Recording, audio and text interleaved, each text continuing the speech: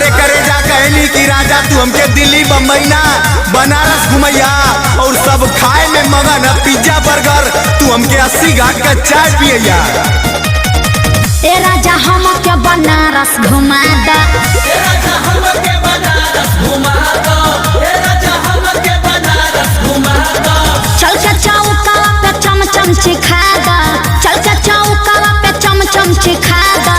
ए राजा हमके बनारस घुमा दा, ए राजा हमके बनारस घुमा दो, ए राजा हमके बनारस घुमा दो। अरे अरे करे जा आई बनारस के गली से भी छोट तो और सोच, अरे करे जा आई बनारस के गली से भी छोट तो और सोच कि तू हमके ना समझ पावत हो, बस हमके यही बात का अफसोस है।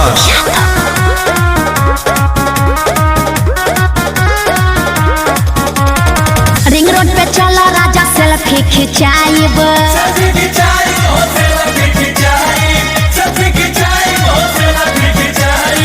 पंडरपुर के फेमस पानी पूरी खियाई, पूरी खियाई पानी पूरी खियाई, पूरी खियाई पानी पूरी खियाई। अरे अरे करे जा तू कहलू कि तोरे सहरिया का मिठैया बहुत मीठ, अरे करे जा तू कहलू कि तोरे सहरिया का मिठैया बहुत मीठा, लेकिन हम कहिला आवा हमरे बनारस का पान खा के देखा कबू तोरे सहरिया का मिठाइयों से मीठा। 80 घाट के असली नजारा देखा दा, 80 घाट के असली नजारा देखा दा। ए राजा हमके बनारस घुमा दा, ए राजा हमके बनारस घुमा दो, ए राजा हमके बनारस घुमा दो।